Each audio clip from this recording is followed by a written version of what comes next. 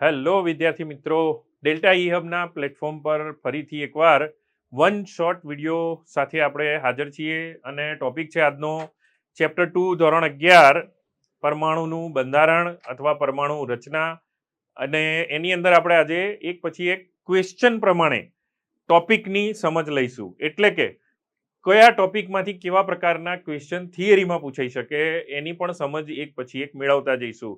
અને આખા ચેપ્ટરનું one short revision થશે, ફટાફટ થશે. આઈએમપી ક્વેશ્ચન્સ ફટાફટ જોતા જઈએ. તો વધુ સમય નહીં લેતા, પહેલો પ્રશ્ન જોઈએ. પરમાણુનું સંગઠન કેવી રીતે દર્શાવાય છે?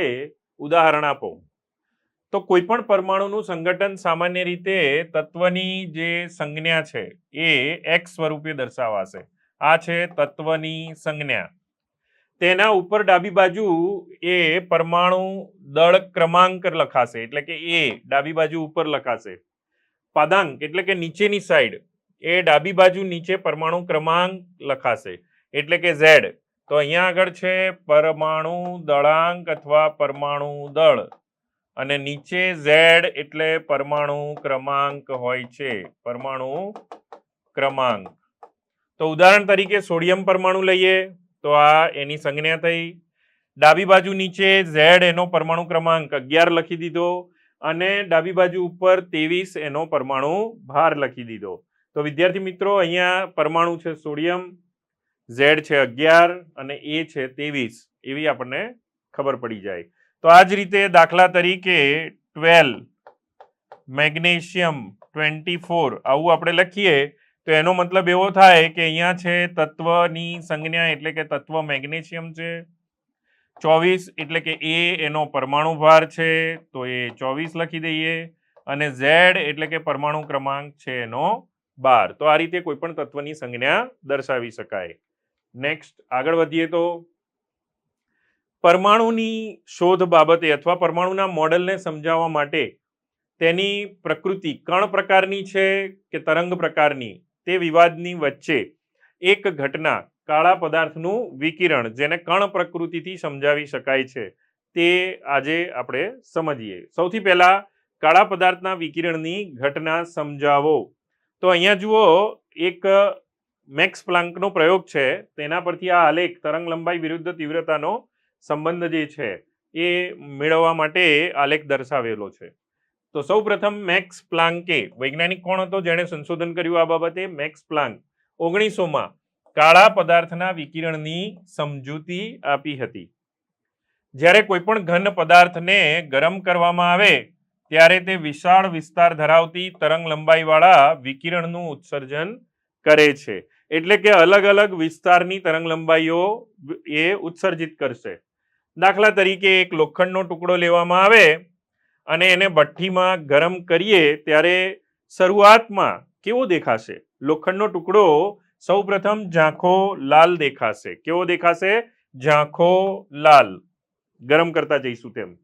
ત્યારબાદ એને વધુ ગરમ કરવામાં આવે તો તાપમાનના વધારા સાથે વધારે ને વધારે ઘેરો લાલ બનતો જશે, એટલે કે આછા લાલમાંથી ઘેરા લાલ તરફ જશે. હજુ વધારે ગરમ કરતા તે સફેદ બને છે અને ત્યારબાદ ખૂબ જ ઊંચા તાપમાને તે વાદળી અથવા જાંબલી રંગનો બની જાય છે.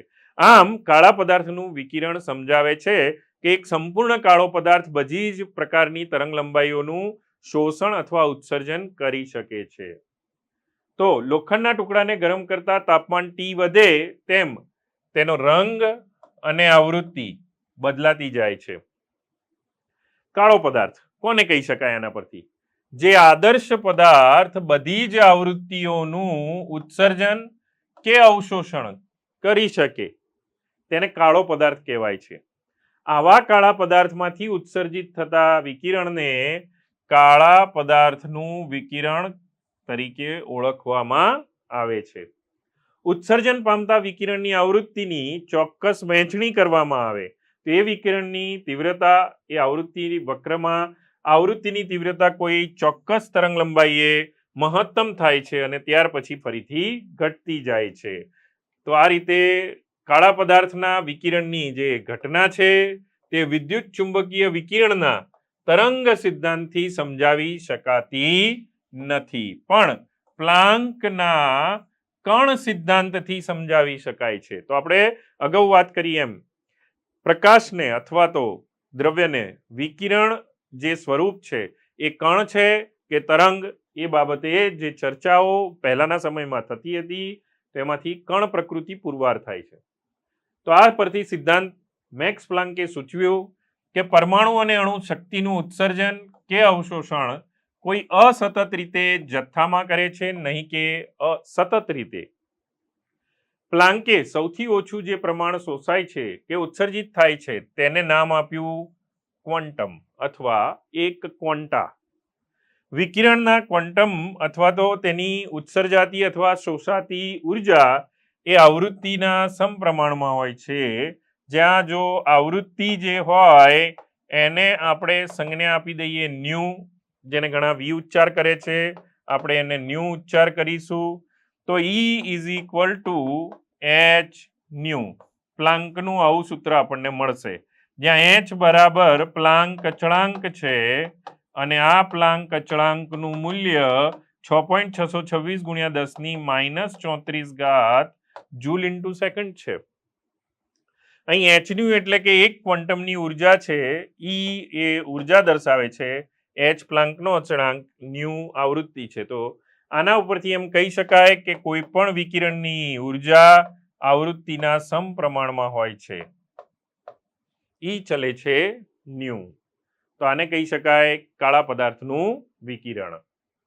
નેક્સ્ટ જોઈએ, પરમાણુના મૂળભૂત કણો કયા છે, તેમની લાક્ષણિકતાઓ લખો. તો વિદ્યાર્થી મિત્રો, આપણે પરમાણુ જે છે એની અંદર કેન્દ્ર અને કેન્દ્ર બહારનો ભાગ આવા બે મુખ્ય ભાગ હોય છે. કેન્દ્રની અંદર પ્રોટોન અને ન્યુટ્રોન રહેલા હોય છે, કક્ષામાં ઇલેક્ટ્રોન ફરતા હોય છે તેની આસપાસ. આ બધી જે માહિતી જાણીએ છીએ તેની પાછળ કેટલાક પરમાણુની કણોની સંશોધનની વિગતો રહેલી છે અને એ વિગતો અલગ અલગ વૈજ્ઞાનિકોના કાર્યથી આગળથી આપણે સમજવાના છીએ. પણ અત્યારે આપણે જોઈએ કે પરમાણુમાં મુખ્ય કયા કયા કણો હોય છે. તો પરમાણુના મૂળભૂત કણોમાં ઇલેક્ટ્રોન, પ્રોટોન અને ન્યુટ્રોન છે. જ્યાં પ્રોટોન અને ન્યુટ્રોન આ બંને કેન્દ્રના ભાગ ગણાય છે, જ્યારે ઇલેક્ટ્રોન કક્ષામાં ફરતો હોય છે. તો કક્ષામાં ફરતા ઇલેક્ટ્રોન કે કેન્દ્રમાં રહેલા પ્રોટોન અને ન્યુટ્રોનની કેટલીક લાક્ષણિક વિગતો સંજ્ઞા સ્વરૂપે આપણે જોઈએ. સૌથી પહેલા એની સંજ્ઞા, તો E અથવા -1 E0 એની ઉપર વીજભાર લખવો હોય તો E- પણ લખી શકાય. જ્યારે પ્રોટોનને P+ અથવા 1P1 લખાતું હોય છે, જ્યારે ન્યુટ્રોનને N0 અથવા તો 0N1 પણ લખી શકાય. તો આ થઈ ગઈ એની સંજ્ઞા. તેનો નિરપેક્ષ ભાર અથવા વીજભાર કેટલો છે, તો માઇનસમાં જુઓ, અહીંયા નિશાની માઇનસ છે, -1.6022 ગુણ્યા 10⁻19 કુલમ. એટલો જ વીજભાર પ્રોટોનનો પ્લસ છે, 1.6022 ઇન્ટુ 10⁻−19 કુલમ પણ પોઝિટિવ. જ્યારે ન્યુટ્રોન એ વીજભારની દ્રષ્ટિએ તટસ્થ છે, એટલે કે 0, એનો કોઈ વીજભાર છે નહીં. એટલે કે સાપેક્ષ વીજભાર આપણે એકમ વીજભાર પણ કહી શકીએ. તો એ ઇલેક્ટ્રોન માટે -1 લેવાશે, પ્રોટોન માટે +1, જ્યારે ન્યુટ્રોન માટે વીજભાર રહિત હોવાથી 0. દળ, જો કિલોગ્રામમાં આપણે વાત કરીએ તો કિલોગ્રામ દળ એનું 9.109 ગુણ્યા 10⁻31 કિલોગ્રામ છે ઇલેક્ટ્રોનનું. પ્રોટોનનું 1.672 ગુણ્યા 10⁻27 છે. જુઓ, આના કરતા દળ ઘણું વધારે છે, લગભગ 2000 ગણું. જ્યારે ન્યુટ્રોનનું દળ 1.674 ગુણ્યા 10⁻27 કિલોગ્રામ છે, જે પ્રોટોન કરતા પણ થોડુંક વધુ છે. તો આના પરથી એકમ દળ અથવા યુ અથવા યુનિટ માસ અથવા એટોમિક માસ યુનિટ AMU દળ કેટલું થશે, તો 0.00054 ઇલેક્ટ્રોનનું દળ છે, જે 1838 ગણું ઓછું હોવાથી ન્યુટ્રોન કરતા અવગણવામાં આવે છે. માટે તેનું આશરે દળ જે છે એ 0 જ લેવામાં આવશે. જ્યારે આપણે પ્રોટોન, ન્યુટ્રોન, ઇલેક્ટ્રોન પરથી પરમાણુ દળ ગણવાનું આવશે ત્યારે ઇલેક્ટ્રોનનું દળ 0 ગણીશું, એટલે કે અવગણીશું. જ્યારે પ્રોટોનનું દળ 1.00727 અને ન્યુટ્રોનનું 1.00867 U અથવા AMU છે. એનો મતલબ એવો થયો કે આ બંનેનું દળ, આશરે દળ 1 એકમ લેવું જોઈએ. એની સાપેક્ષમાં ઇલેક્ટ્રોનનું દળ અવગણવામાં આવશે. હવે જોઈએ આ જે પરમાણુના કણો છે એના સંશોધન માટે એક મહત્વનું મોડલ રજૂ કરનાર વૈજ્ઞાનિક રુથરફોર્ડ એણે શું સંશોધન કર્યું? તો રુથરફોર્ડનો કેન્દ્રીય પરમાણુ નમૂનો વર્ણવો અથવા એની માહિતી લખો એવું પૂછાય પ્રશ્નમાં, તો આપણે શું લખીશું? તો રુથરફોર્ડે સૌપ્રથમ આલ્ફા કણ પ્રકીર્ણનના અવલોકનો અને તેના અનુમાનોના આધારે પ્રોટોન એટલે કે કેન્દ્રની શોધ કરી. ત્યાર પછી રુથરફોર્ડ પરમાણુ નમૂનો કેન્દ્રીય નમૂનો તરીકે ઓળખાયો અને એણે શું થયું કે પરમાણુનો ધન વીજભાર અને પરમાણુનું મોટા ભાગનું દળ ખૂબ જ ગીચતાથી ઘણા જ નાના ભાગમાં સંકેન્દ્રિત થયેલું હોય છે, એટલે કે એક જગ્યાએ કેન્દ્રમાં સમાયેલું હોય છે. રુથરફોર્ડે પરમાણુના આ નાના ભાગને શું કીધું? ન્યુક્લિયસ અથવા તો કેન્દ્ર. ન્યુક્લિયસ અથવા તો કેન્દ્ર કહ્યું. તો સૌપ્રથમ કેન્દ્રીય નમૂનો આપનાર વૈજ્ઞાનિક રુથરફોર્ડ હતો. રુથરફોર્ડનો આ નમૂનો પરમાણુ નમૂનો કેન્દ્રીય નમૂનો પણ ઓળખાય છે. કેન્દ્રીય નમૂનો વર્ણવો એવું પૂછાય તો તમે રુથરફોર્ડનો આ પરમાણુ નમૂનો વર્ણન કરી શકો છો. તો આ વિગત જે એની હતી તે કંઈક સંશોધન આલ્ફા કણ પ્રકીર્ણન પર આધારિત હતી. કેન્દ્રની આજુબાજુ રહેલા ઇલેક્ટ્રોન કેન્દ્રની આસપાસ ઘણી ઝડપથી વર્તુળાકાર માર્ગમાં ઘૂમે છે અને એ વર્તુળાકાર માર્ગને કક્ષાઓ કહી હતી એણે.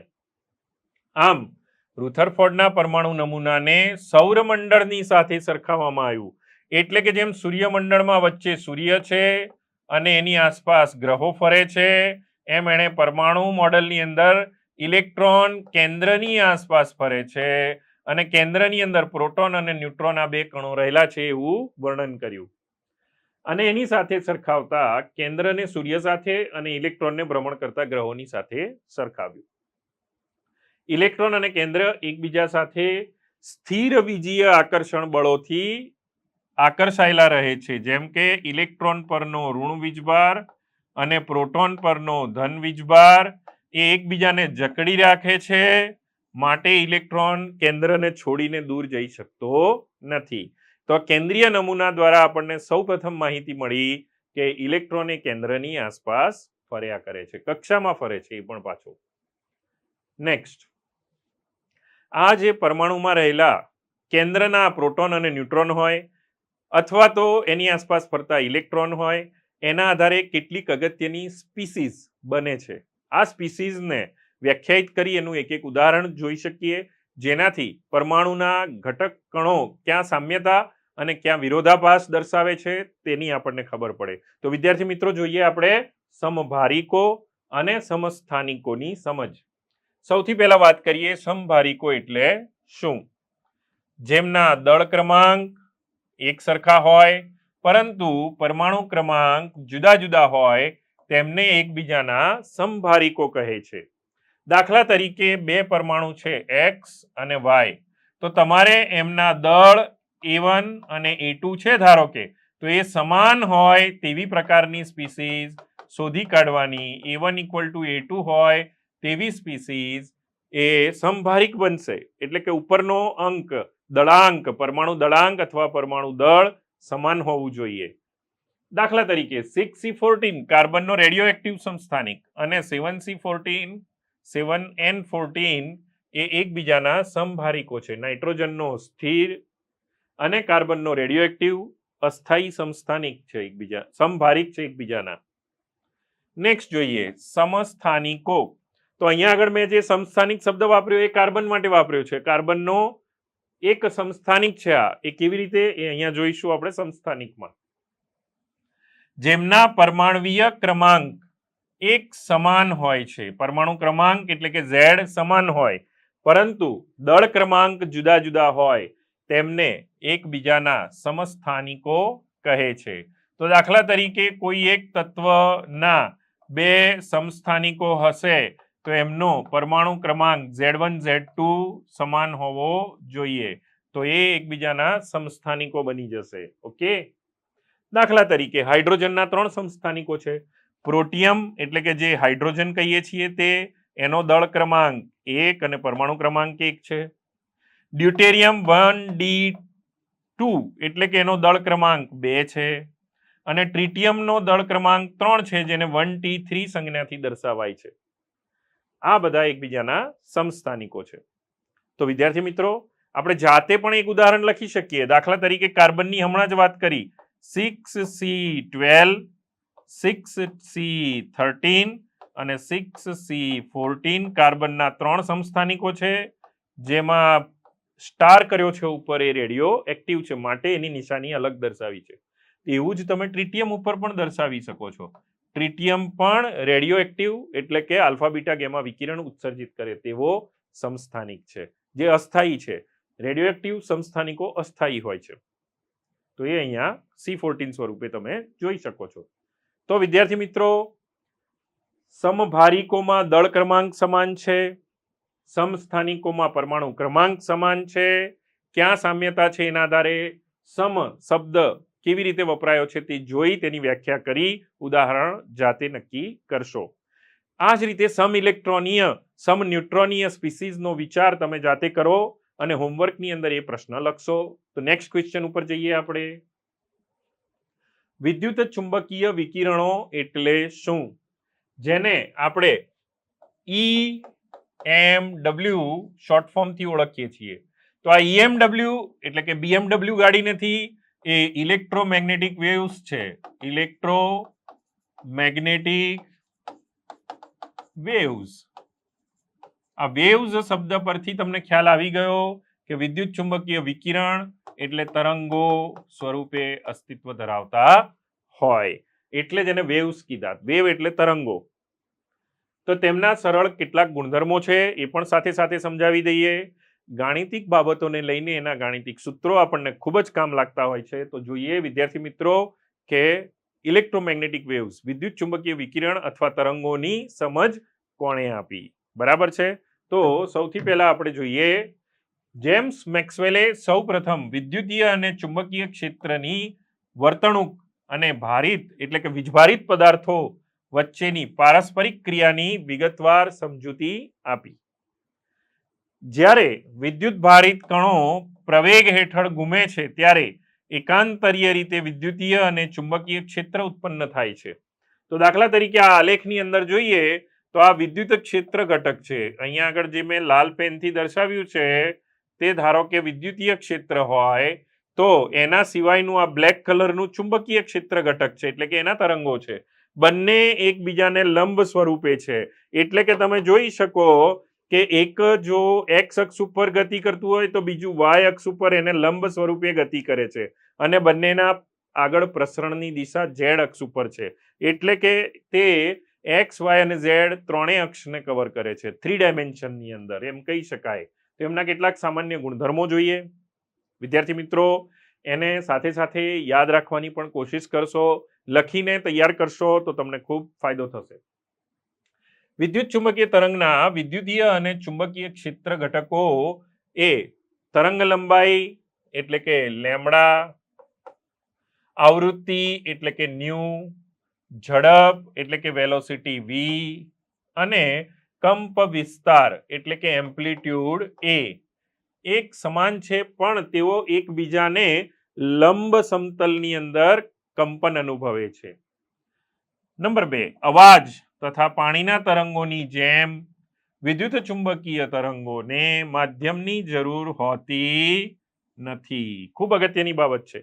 પાણીને પ્રસરણ માટે માધ્યમ, પાણી પોતે એક માધ્યમ છે. અવાજના તરંગો માટે માધ્યમની જરૂર પડે છે, પણ વિદ્યુત ચુંબકીય તરંગોને માધ્યમની જરૂર નથી. તે શૂન્યાવકાશમાં પણ આગળ વધી શકે છે.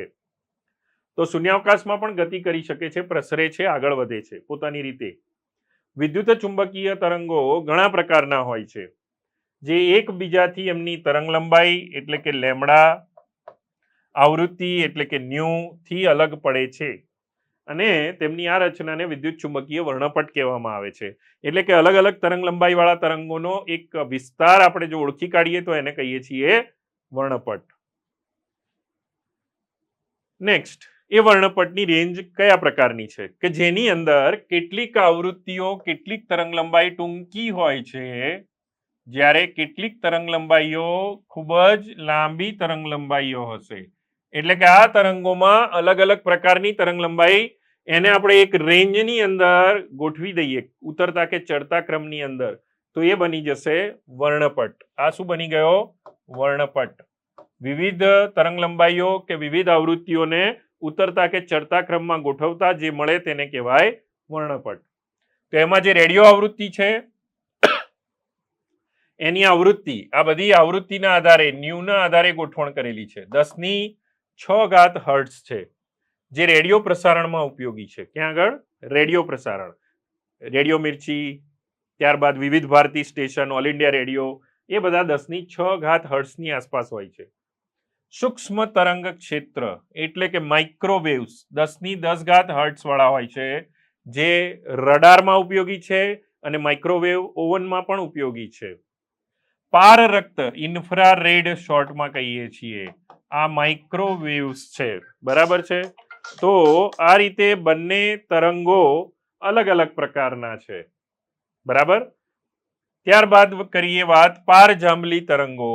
તો એની આવૃત્તિ 10⁻15 હર્ટ્ઝ છે, જે અહીંયા આગળ પારરક્ત તરંગો કરતા પણ ઉપરના લેવલની છે. આ 10⁻13 છે, તો આ 10⁻15 છે, જે સૂર્યના વિકિરણનો પણ એક ઘટક છે, જેને આપણે અલ્ટ્રાવાયોલેટ રેડિયેશન ગણીએ છીએ, એટલે કે યુવી રેઝ. બરાબર, જે પાણીના શુદ્ધિકરણમાં પણ ઉપયોગી છે. દ્રશ્યમાન પ્રકાશ સોરી, તો જેની આપણી આંખો દ્વારા પરખ થઈ શકે છે, એટલે કે આપણે આંખ દ્વારા જોઈ શકીએ, એ બધા રંગ એ 10 હર્ટ્ઝની આસપાસના હોય છે અને જેને સૂર્યના વિકિરણનો સફેદ પ્રકાશનો ઘટક ગણવામાં આવે છે. તો આ રીતે આપણે અલગ અલગ આવૃત્તિઓ અથવા અલગ અલગ તરંગ લંબાઈની સમજ મેળવી શકીએ. ઓકે, આગળનો પ્રશ્ન જોઈએ. હાઇડ્રોજન પરમાણુનો બોહરનો પરમાણુ નમૂનો. બરાબર, બોહર નામના વૈજ્ઞાનિકે જે નમૂનો રજૂ કર્યો તે સમજાવો. એમાં સ્થિર કક્ષાની ત્રિજ્યાની સમજ આપો. તો વિદ્યાર્થી મિત્રો, આપણે જાણીએ છીએ કે રુથરફોર્ડના પ્રયોગ ઉપરથી બોહરે પોતાનો એક પ્રયોગ વિકસાવ્યો, જેને સ્પેક્ટ્રોગ્રાફીનો પ્રયોગ કહેવામાં આવે છે. અને આ પ્રયોગની અંદર એણે સૌથી પહેલા હાઇડ્રોજન પરમાણુ ઉપર સંપૂર્ણ પ્રયોગ કર્યો, જેમાં હાઇડ્રોજન પરમાણુનો શોષણ અને ઉત્સર્જન એવા બે વર્ણપટ મેળવી શકાય. એમાંથી એણે ઉત્સર્જન વર્ણપટ મેળવ્યો, એટલે કે પરમાણુ દ્વારા ઉર્જાનું શોષણ થશે અને ત્યારબાદ ઉત્સર્જન થશે, એ ઉત્સર્જનનો વર્ણપટ મેળવ્યો. તો એની અંદર હાઇડ્રોજન પરમાણુની ત્રિજ્યા વિશે એને સમજ મળી, ઉર્જા વિશે, વેગ વિશે, આવૃત્તિ વિશે. તો આ બધી જે સૂત્ર સ્વરૂપે રજૂઆત કરી એ એક પછી એક સમજતા જઈએ. સૌથી પહેલા સ્થિર કક્ષાની ત્રિજ્યા, એની સમજ લઈએ. તો ત્રિજ્યા માટે એવું કહી શકીએ કે સ્થિર કક્ષાની ત્રિજ્યા આર, જે ત્રિજ્યાઓને નીચેના સમીકરણથી દર્શાવી શકાય. આર બરાબર n² × a0, જ્યાં a0 બરાબર 52.9 પિકોમીટર હોઈ શકે અથવા 0.529 એંગસ્ટ્રોમ હોઈ શકે, અને એ જ રીતે તમે એને મીટરમાં પણ ફેરવી શકો 10⁻10 વડે ગુણીને. અહીંયા આગળ આ જે સ્થિર કક્ષાની ત્રિજ્યા છે, પ્રથમ કક્ષા માટે n બરાબર 1 લઈ લઈએ તો એને પહેલી બોહર કક્ષા કહેવામાં આવે છે. બરાબર, જે 52.9 પિકોમીટર જ મળશે, જે સામાન્ય રીતે હાઇડ્રોજનની જ કક્ષાની ત્રિજ્યા છે. તો એના પરમાણુમાં ઇલેક્ટ્રોન પ્રથમ કક્ષામાં હોવાથી એનું ઝેડનું મૂલ્ય પણ 1 છે. તો તેમ જેમાં ઝેડનું મૂલ્ય વધે તેમ તેની અંદર આર ત્રિજ્યાનું મૂલ્ય પણ વધતું જશે, જે કેન્દ્રથી વધારે ને વધારે દૂર થતું જશે. નેક્સ્ટ, પરમાણુની અથવા દ્રવ્યની દ્વૈત વર્તણૂક વિશે વર્ણન કરો. તો દ બ્રોગલી સિદ્ધાંત અનુસાર ફ્રેન્ચ ભૌતિક શાસ્ત્રી દ બ્રોગલીએ રજૂ કર્યું કે દ્રવ્ય એ વિકિરણની જેમ દ્વૈત વર્તણૂક દર્શાવે છે. એટલે કે દ્રવ્ય કણ અને તરંગ એમ બંનેના ગુણધર્મો દર્શાવે છે. એટલે કે એને તરંગ પ્રકૃતિથી પણ દર્શાવી શકાય, જેની રજૂઆત આકૃતિમાં આ રીતે, અને કણ પ્રકૃતિથી પણ દર્શાવી શકાય છે. એટલે કે એની અંદર દ્વૈત પ્રકૃતિ હોય છે. પ્રકાશનો ફોટોન કણ ની જેમ વેગમાન અને તરંગની જેમ તરંગ લંબાઈ દર્શાવે છે, અને તે જ રીતે ઇલેક્ટ્રોન પણ વેગમાન અને એટલે કે એનો કણ ગુણ અને તરંગ લંબાઈ એટલે કે તરંગ ગુણ દર્શાવી શકે છે. તો અહીંયા આગળ દ્રવ્યમાન એટલે કે m અને તરંગ લંબાઈ એટલે કે લેમડા, આ બંનેના સંબંધ દર્શાવતું સમીકરણ દ બ્રોગલીએ આપ્યું. તેના વેગમાન p અને લેમડાનો સંબંધ લેમડા બરાબર h/p અથવા h/mv થી દર્શાવી શકાય, જેને દ્રવ્ય તરંગ સમીકરણથી ઓળખવામાં આવે છે.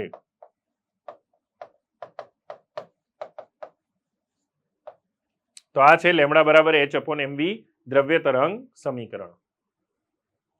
તરંગની જેમ ઇલેક્ટ્રોનના પુંજનું વિખેરણ થાય છે. તે ઇલેક્ટ્રોનનો તરંગ ગુણ પુરવાર કરે છે, પણ તેની કેટલીક મર્યાદા પણ છે. દ બ્રોગલી પ્રમાણે દરેક વસ્તુ ગતિમાં હોય ત્યારે તરંગની લાક્ષણિકતા દર્શાવે છે.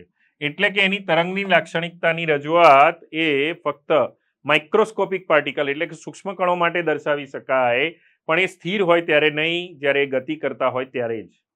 પણ સામાન્ય વસ્તુઓ તેમના ભારે દળના કારણે ઘણી ટૂંકી તરંગ લંબાઈ દર્શાવે છે. એટલે કે અહીંયા આપણે જોયું કે લેમડા પ્રપોર્શનલ ટુ 1/p એટલે કે જેનું વેગમાન વધારે તેની તરંગ લંબાઈ ઓછી. એ જ રીતે લેમડા પ્રપોર્શનલ ટુ 1/mv છે, એટલે કે દળ જેટલું વધારે હશે તેટલું પણ તરંગ લંબાઈ ઓછી થતી જશે. તો અહીંયા દળ અને તરંગ લંબાઈ વ્યસ્ત પ્રમાણમાં છે એકબીજાના. આથી એમ કહી શકાય કે જેટલા મોટા દળવાળો મેક્રોસ્કોપિક પદાર્થ હશે એટલી તરંગ લંબાઈ સૂક્ષ્મ થતી જશે, એટલે કે એનું માપન થઈ શકશે નહીં. માટે આ સિદ્ધાંત સૂક્ષ્મ કણો માટે છે, મોટા દ્રવ્ય માટે નથી, મોટા દ્રવ્યમાનવાળા પદાર્થો માટે નથી. નેક્સ્ટ, તરંગ માટે તરંગ પ્રકૃતિ જે છે એની રજૂઆત શ્રોડિંજર નામના વૈજ્ઞાનિકે તરંગ વિધેય સાઈથી કરી. બરાબર છે? તો આ સાઈ એટલે તરંગ વિધેય અને એનો સ્ક્વેર, આ બંનેનો તફાવત આપો. તો સાઈ એ તરંગ વિધેય છે, જ્યારે સાઈ સ્ક્વેર અને ઉચ્ચાર આપણે સાઈ કરીશું. બરાબર? તે પરમાણુમાં કોઈ પણ બિંદુએ ઇલેક્ટ્રોન મળી આવવાની સંભાવના દર્શાવે છે. આ તરંગ વિધેય છે એટલે કે એની ગાણિતિક રજૂઆત છે, જ્યારે આ તેની કેન્દ્રની આસપાસ કોઈ પણ બિંદુ ઉપર ઇલેક્ટ્રોન મળવાની સંભાવના કેટલી છે તે દર્શાવશે. તેને કોઈ ભૌતિક અર્થ હોતો નથી, જ્યારે આનો ભૌતિક અર્થ એટલે કે ફિઝિકલી ઇલેક્ટ્રોન ક્યાં હાજર હશે તે દર્શાવશે. આ માત્ર ઇલેક્ટ્રોનના નિર્દેશાંકોનું સાદું ગાણિતિક વિધેય છે, જ્યારે અહીંયા ઇલેક્ટ્રોન મળી આવવાની સંભાવના હોવાથી ઇલેક્ટ્રોનની ડેન્સિટી અથવા પ્રોબેબિલિટી ડેન્સિટી હાજરીની ઘનતા નિશ્ચિત કરે છે. તેને ધન કે ઋણ મૂલ્ય હોઈ શકે છે. તેનું મૂલ્ય ફક્ત ને ફક્ત ધન જ હોય, કારણ કે કોઈ પણ ઋણ સંખ્યાનો સ્ક્વેર પણ પોઝિટિવ ધન જ થતો હોય છે. તેનાથી ઇલેક્ટ્રોનનું ઉર્જા સ્તર અને આ ઉર્જા સ્તરોને ક્વોન્ટીકૃત છે એવું દર્શાવી શકાય છે. તેનાથી ઇલેક્ટ્રોન વિસ્તરણનું સ્થાન મળે છે અને અવકાશ નક્કી કરી શકાય છે અથવા તો કક્ષક નક્કી કરી શકાય છે. તો આ રીતે સાઈ અને સાઈ સ્ક્વેર એ મોટા ભાગે સાઈના મૂલ્ય પર જ આધારિત છે એમ કહી શકાય. આગળનો પ્રશ્ન જોઈએ. 10 નંબર, ઇલેક્ટ્રોનની શોધ કેવી રીતે થઈ તેનો ઇતિહાસ જણાવો. તો ઈસવીસન 1830માં માઇકલ ફેરાડે સૌ પ્રથમ આમ તો કેથોડ નળી વિકસાવી અને એની અંદર કેથોડ કણો સ્વરૂપે નેગેટિવ એટલે કે ઋણ વીજભારિત ઇલેક્ટ્રોન શોધી જ કાઢ્યા હતા. પરંતુ તેની શોધનો ફાળો જે થોમ્સનના નામે લખવામાં આવે છે. કેમ તે આપણે સંશોધન પરથી જોઈએ. તો માઇકલ ફેરાડેએ જણાવ્યું કે વિદ્યુત વિભાજ્યના દ્રાવણમાં વિદ્યુત પ્રવાહ પસાર કરવાથી વિદ્યુત ધ્રુવોની સપાટી ઉપર રાસાયણિક પ્રક્રિયા થાય છે, જેને આપણે રેડોક્સ પ્રક્રિયા પણ કહી શકીએ, જેથી વિદ્યુત ધ્રુવો ઉપર દ્રવ્ય જમા થાય છે, એટલે કે કોઈ નિશ્ચિત ધાતુ જમા થશે. તો આ પણ એવું કહી શકાય કે વિદ્યુત કણ જેવી પ્રકૃતિ દર્શાવે છે. વિદ્યુત એટલે કે ઇલેક્ટ્રોન પણ કણ પ્રકૃતિ દર્શાવે છે એમ કહી શકાય. આનો ઉપયોગ શું થયો? તો આ નળીમાં નીચા દબાણ અને ઊંચા વોલ્ટેજ પસાર કરીને વાયુઓમાંથી વિદ્યુત વિભાર પ્રાપ્ત કરવામાં આવ્યો અને એ જ ઉપયોગ આજની તારીખે પણ કરવામાં આવે છે, જેને કેથોડ કિરણો પણ કહેવામાં આવે છે. તો એણે ફેરાડે તેને કેથોડ કણો કહ્યા હતા. તો જરાક આકૃતિની સમજ લઈ લઈએ. અહીંયા આગળ એક બેટરી હાઈ વોલ્ટેજની હોય છે, તેના ઋણ ધ્રુવ સાથે આ કાચની પહેલેથી જ એક તૈયાર કરેલી નળી કે જેની અંદર પહેલેથી ધાતુની પટ્ટીઓ કે વિદ્યુત ધ્રુવ રાખેલા હોય છે તેની સાથે જોડવામાં આવશે. ઋણ ધ્રુવ સાથે જોડેલ વિદ્યુત ધ્રુવ કેથોડ અને બેટરીના ધન ધ્રુવ સાથે એનોડ જોડવામાં આવે છે. આ બંનેને થોડાક અંતરે ગોઠવેલા છે નળીની અંદર. બેટરી ઓન કરવામાં આવશે. અહીંયા આગળથી હાઇડ્રોજન વાયુ શોષી લઈ નીચું દબાણ પ્રાપ્ત કરવામાં આવશે. 10,000 વોલ્ટ જેટલો ઊંચો વોલ્ટેજ પસાર કરવામાં આવશે. તો કેટલાક વિકિરણ અહીંયા કેથોડ થી એનોડ તરફ જતા જોવા મળશે અને એને જ કેથોડ કણો નામ આપવામાં આવ્યું. આ હતો ફેરાડેનો પ્રયોગ. પણ જે થોમ્સને સેમ આવી નળીનો ઉપયોગ કરીને ઇલેક્ટ્રોનની શોધ, એનો વીજભાર અને E/m એટલે કે વીજભાર દળ ગુણોત્તર આપ્યો હતો. કેથોડ કિરણોની લાક્ષણિકતાઓ અથવા કેથોડ કિરણ વિભાર નળીના પ્રયોગના પરિણામો. આ એક 2 માર્કનો અલગથી પ્રશ્ન પૂછાઈ શકે છે અથવા ફેરાડે પ્રયોગના પરિણામો આપો એમ કરીને પૂછાય તો પણ તમે આ લખી શકો છો. તો આ પ્રયોગના પરિણામો શું હતા? કેથોડ કિરણને લગતો કોઈ પણ પ્રશ્ન ગુણધર્મો સૂચવતો હોય તો એમાં તમે આ બધી વિગત લખી શકો છો. કેથોડ કિરણો કેથોડથી શરૂ થઈ એનોડ તરફ જાય છે. કેથોડથી એનોડ તરફ એની દિશા હશે. ઉદ્ગમ સ્થાન એનું કેથોડ અને પરિણામ સ્થાન એનોડ છે. કેથોડ કિરણો દ્રશ્યમાન નથી એટલે કે પોતે દેખાતા નથી. એનોડમાં છિદ્ર બનાવી પ્રસ્ફુરક પદાર્થ ઝિંક સલ્ફાઇડને એનોડની પાછળ ગ્રહણ કરી શકાય છે. જ્યારે આ પ્રસ્ફુરક પડદા પર પ્રદીપ્ત પડદો પણ કહી શકાય તો સ્ફુરદીપ્ત અથવા પ્રદીપ્ત પડદા ઉપર એ ખેંચાશે અથવા આકર્ષાશે, અથડાશે ત્યારે ત્યાં આગળ એ ચમક ઉત્પન્ન કરે છે અને એક તેજસ્વી ધબ્બો પડી જશે. આથી કેથોડ કણોની હાજરી જાણી શકાય છે. ધબ્બો પડી જવાથી આપણે કહી શકાય કે ત્યાં કેથોડ કણો અથડાયા હશે. વિદ્યુત ચુંબકીય ક્ષેત્રની હાજરી ન હોય તો કેથોડ કિરણો સીધા જ પસાર થઈ જાય છે. બરાબર. પણ જો વિદ્યુતીય અથવા ચુંબકીય ક્ષેત્રની હાજરી હશે તો કેથોડ કિરણો ઋણ વીજભારના કણો જેવું વર્તન દર્શાવે છે. દાખલા તરીકે 2 લો વોલ્ટેજના વિદ્યુત ધ્રુવો વાળી બેટરી સાથે જોડી એની વચ્ચેથી કેથોડ કિરણો પસાર કરવામાં આવે તો એ પોતે નેગેટિવ વીજભાર વાળા છે એ કેવી રીતે ખબર પડે? તો એ ધન ધ્રુવ અથવા તો ધન વિદ્યુત ધ્રુવ તરફ આકર્ષાઈ જશે. એનાથી સાબિત થાય છે કે એ પોતે ઋણ વીજભારિત છે. તો કેથોડ કણોનો વીજભાર નેગેટિવ છે એમ સાબિત થાય છે. કેથોડ કિરણો ઋણ વીજભાર ધરાવતા કણો છે જેને ઇલેક્ટ્રોન પણ કહેવામાં આવે છે. કેથોડ કિરણોની લાક્ષણિકતા નળીમાં રહેલા વાયુ અને વિદ્યુત ધ્રુવોના પદાર્થો ઉપર આધાર રાખતી નથી. તમે કોઈ પણ વાયુ ભરશો, કોઈ પણ વિદ્યુત ધ્રુવ રાખશો, કેથોડ કિરણો સમાન રીતે આગળ વધતા દેખાશે. એનો ચાર્જ માસ રેશિયો E/m રેશિયો સરખો જ આવશે. જેથી કેથોડ કિરણ કણો એટલે કે ઇલેક્ટ્રોન બધા જ પરમાણુઓના પાયાના ઘટકો છે એ પણ સાબિત થાય છે. નેક્સ્ટ, કેથોડ કિરણો એટલે શું? તેની લાક્ષણિકતાઓ વર્ણવો. આપણા 2024-25ના પ્રશ્ન બેંકનો જ આ એક પ્રશ્ન છે તો ધ્યાન આપો. 1830માં માઇકલ ફેરાડે જણાવ્યું કે વિદ્યુત વિભાજ્યના દ્રાવણમાં વિદ્યુત પ્રવાહ પસાર કરવાથી વિદ્યુત ધ્રુવોની સપાટી પર રાસાયણિક પ્રક્રિયા થાય છે, ધાતુ જમા થાય છે. જે આગળના પ્રશ્નમાં હતું એ બધું જ રિપીટ કરી શકાય. આ નળીઓમાં નીચા દબાણ ઊંચા વોલ્ટેજે પ્રાપ્ત કરી કેથોડ કિરણો મેળવવામાં આવે છે.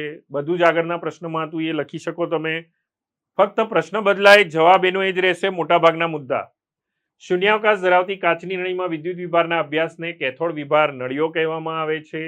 કાચની બનેલી હોય છે, મજબૂત કાચની હોય છે. નળીમાં ધાતુના 2 પાતળા ટુકડા પહેલેથી હાજર હોય છે અથવા રાખવામાં આવે છે જેને વિદ્યુત ધ્રુવ કહે છે. વિદ્યુત ધ્રુવોને સીલ કરેલા હોય છે. તો આ રીતે એનું કેથોડ નળીનું વર્ણન થઈ શકે.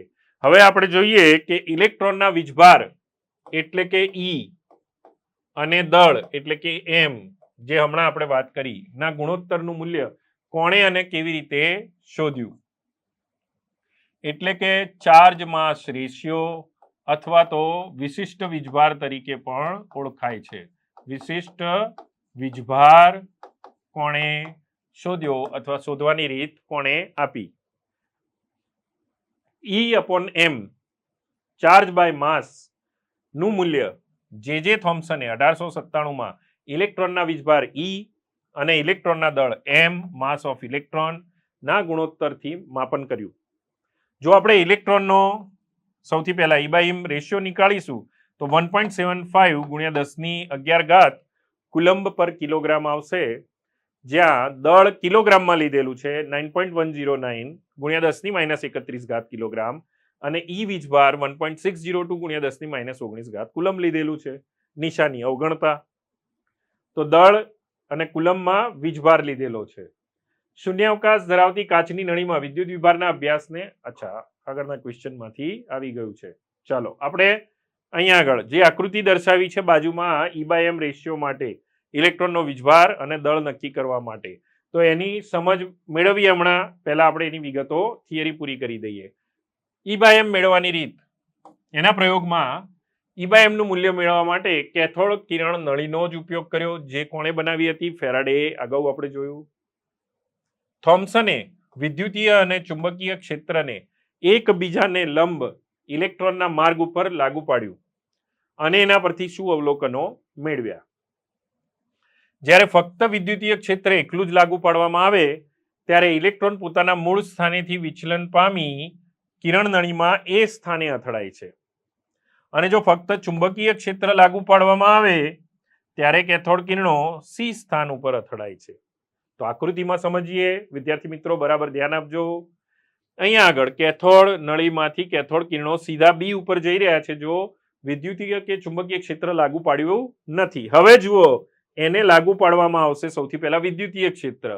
અહીંયા ધન વીજભારિત વિદ્યુત ધ્રુવ રાખ્યો છે, તો એનો માર્ગ ફંટાઈને એ ઉપર જતો રહ્યો. વિદ્યુત ક્ષેત્રની હાજરીમાં એ તરફ જશે. નેક્સ્ટ, હવે મેગ્નેટ રાખવામાં આવ્યું, એટલે કે નોર્થ અને સાઉથ, તો એનું સ્થાન ફંટાઈને સી તરફ ગયું. પ્રસ્ફુરક પડદા પર ટપકાની નિશાની પરથી એ ઓળખી શકાય છે. તો આ રીતે તેના પર વિદ્યુત ચુંબકીય ક્ષેત્રની બંનેની અસર થાય છે તેમ આકૃતિ પરથી સાબિત થાય છે. તો આગળ જોઈએ.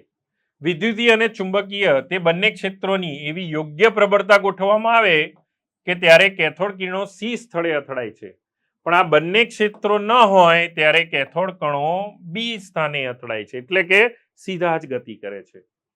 આ વિચલનો ચોકસાઈથી માપીને થોમ્સને E/m રેશિયો અથવા વિશિષ્ટ વીજભાર મેળવ્યો. કેથોડ કિરણ નળીમાં વિદ્યુતીય અને ચુંબકીય ક્ષેત્રમાં કેથોડ કણોના વિચલનની માત્રા નીચેના પરિબળો પર આધાર રાખે છે તેવું નોંધ્યું. જેમ કે નંબર 1, જેમ કણની વીજભારની માત્રા વધારે તેમ વિદ્યુતીય અને ચુંબકીય ક્ષેત્રમાં પારસ્પરિક ક્રિયા પરિણામે વધારે વિચલન જોવા મળશે. એટલે કે ધારો કે આ સીધા માર્ગ પર જતા હોય એવા કિરણો થોડો E/m માટે થોડું વિચલન, વધુ માટે વધુ વિચલન પામશે, એમ કહી શકાય. નંબર 2, કણો જેટલા હલકા તેટલું વિચલન વધુ, વજન ઓછું, દળ ઓછું, તો એનું વિચલન વધુ થશે, ધક્કો વધુ લાગશે. વિદ્યુત ધ્રુવોના વોલ્ટેજ વધે તેમ વિદ્યુતીય અથવા ચુંબકીય ક્ષેત્રના બળ પર મૂળ પાથમાંથી ઇલેક્ટ્રોનનું વિચલન પણ વધે છે, એટલે કે એને વિચલિત કરનારો વોલ્ટેજ વધુ હશે તો એ વધુ વિચલન અનુભવશે. તો આ બધી એની લાક્ષણિકતાઓ છે. નેક્સ્ટ ક્વેશ્ચન જોઈએ વિદ્યાર્થી મિત્રો. 13 નંબરનો પ્રશ્ન, પ્રોટોનની શોધ વિશે નોંધ લખો. તો પ્રોટોનની શોધ ગોલ્ડસ્ટાઇન નામના વૈજ્ઞાનિકે કરી અને લગભગ જે થોમ્સનના પ્રયોગને મળતી આવે છે, અથવા કેથોડ નળીના જે પ્રયોગ છે એને મળતી આવે છે. જોઈએ આપણે માહિતી. ફેરફાર ધરાવતી કેથોડ કિરણ નળીનો ઉપયોગ કરી ધન વીજભાર ધરાવતા કણોની શોધ કરવામાં આવી, જેમને કેનાલ કિરણો પણ કહેવામાં આવે છે. એટલે કે જે પ્રોટોન છે તે જ કેનાલ કણો છે. કેનાલ કણોની લાક્ષણિકતાઓ, તે ધન વીજભાર ધરાવતા કણો છે. કેથોડ નળીમાં હાજર વાયુના સ્વભાવની ઉપર આધાર રાખે છે. જુઓ અહીંયા આગળ કેથોડ નળીના કેથોડ કણો કરતા અલગ ગુણ થયો. તેઓ માત્ર સાદા ધન વીજભારિત વાયુમય આયનો છે. આ કણોના વીજભાર અને દળનો ગુણોત્તર વાયુ કે જેમાંથી તે ઉદ્ભવે છે તેના પર પણ આધાર રાખે છે. એટલે કે અહીંયા આગળ વાયુ અને વિદ્યુત ધ્રુવ બંને ઉપર આધાર રાખશે. કેટલાક ધન વીજભારિત કણો વિદ્યુતીય મૂળભૂત એકમના ગુણક જેટલા ધન વીજભાર ધરાવે છે. ચુંબકીય અને વિદ્યુત ક્ષેત્રની હાજરીમાં આ કણોની વર્તણૂક ઇલેક્ટ્રોન કે કેથોડ કણો જેવી, પરંતુ તેનાથી એક્ઝેક્ટ વિરુદ્ધ હોય છે, એટલે કે એ પણ વિચલન પામશે જ. સૌથી નાનો અને હલકો ધનાયન એટલે કે કણ હાઇડ્રોજનમાંથી મેળવાયો હતો, એટલે કે એને જ પ્રોટોન કહે છે. પ્રોટોન એટલે H+. આ કણોના વીજભાર અને દળનો ગુણોત્તર વાયુ કે જેમાંથી તે ઉદ્ભવે છે તેના પર આધાર રાખે છે. નેક્સ્ટ 14 નંબરનો ક્વેશ્ચન જોઈએ. આલ્ફા, બીટા અને ગેમા કણ વિશે માહિતી આપો. હેનરી બેક્વેરેલે અવલોકન કર્યું કે કેટલાક તત્વો આપમેળે વિકિરણનું ઉત્સર્જન કરે છે, જેને રેડિયો સક્રિયતા નામ આપવામાં આવ્યું, અને આવા તત્વોને રેડિયો સક્રિય તત્વો ગણવામાં આવ્યા. તો આવા કિરણો કે જે આલ્ફા, બીટા અને ગેમા એમ 3 પ્રકારના હોય છે, તેની માહિતી કોષ્ટક સ્વરૂપે અહીંયા દર્શાવી છે. સૌથી પહેલા જોઈએ આલ્ફા કણો. તે ઊંચી ઉર્જા ધરાવે છે. આલ્ફા કણોમાં ઊંચી ઉર્જા છે. 2 એકમ ધન વીજભાર ધરાવે છે. તે હિલિયમ પરમાણુના કેન્દ્રો છે, માટે 2He4+2 આ એની સંજ્ઞા છે. બરાબર, તે હિલિયમના કેન્દ્રો છે. તેઓ સૌથી ઓછી ભેદન ક્ષમતા ધરાવે છે. આલ્ફા કણો 2 ઇલેક્ટ્રોનની સાથે સંયોજાય તો હિલિયમ વાયુ બને છે, અથવા તો હિલિયમનો તટસ્થ પરમાણુ બની જાય છે. બીટા કણો કોને કહીશું? ઊંચી આવૃત્તિ એટલે કે ઉર્જા ધરાવતા કણો છે. તે એકમ ઋણ વીજભારિત એટલે કે -1 વીજભાર ધરાવે છે. તે ઇલેક્ટ્રોન છે અને બીટા કિરણો પણ કહી શકાય, તે કોઈ કણ ધરાવતા નથી. બીટા કિરણો આલ્ફા કણો કરતા 100 ગણી વધુ ભેદન શક્તિ ધરાવે છે. તો એ ગેમા કિરણોની માહિતી લઈએ. તે ઊંચી આવૃત્તિના વિકિરણ છે, એટલે કે એ આપણે એક રીતે કહી શકીએ તો EMW છે, ઇલેક્ટ્રોમેગ્નેટિક વેવ્સ છે. તે સ્વભાવે તટસ્થ છે. ગેમા કિરણો આલ્ફા કણો કરતા વધારે 1000 ગણી લગભગ ભેદન શક્તિ ધરાવે છે તેમ કહી શકાય. તો આ થઈ ગઈ આલ્ફા, બીટા, ગેમા કણોની માહિતી. નેક્સ્ટ જોઈએ 15 નંબરનો ક્વેશ્ચન. વિદ્યુત ચુંબકીય વિકિરણની લાક્ષણિકતા શામાં દર્શાવાય છે તે સમજાવી તેની વચ્ચેનો સંબંધ આપો. વિદ્યુત ચુંબકીય વિકિરણની લાક્ષણિકતાઓ તેમની આવૃત્તિ, તરંગ લંબાઈ લેમ્ડા અને તરંગ સંખ્યા ન્યુ બાર સ્વરૂપે દર્શાવી શકાય. આ 3 પેરામીટરથી એને ખાસ દર્શાવાય છે. ચોથું પેરામીટર એમ્પ્લિટ્યુડ પણ હોઈ શકે. સૌથી પહેલા જોઈએ આવૃત્તિ, જેનો એકમ હર્ટ્ઝ છે. 1 સેકન્ડમાં આપેલ બિંદુએથી પસાર થતા તરંગોની સંખ્યા છે, જેનો SI એકમ હર્ટ્ઝ છે, અથવા તેને સેકન્ડ ઇન્વર્સ પણ કહી શકાય. Second inverse. તરંગ લંબાઈ લેમ્ડા. બીજી એક વસ્તુ CPS સાયકલ પર સેકન્ડ, અથવા સેકન્ડ ઇન્વર્સ અથવા હર્ટ્ઝ, આ ત્રણેયનું મૂલ્ય એક સરખું જ છે. તરંગ લંબાઈ લેમ્ડા.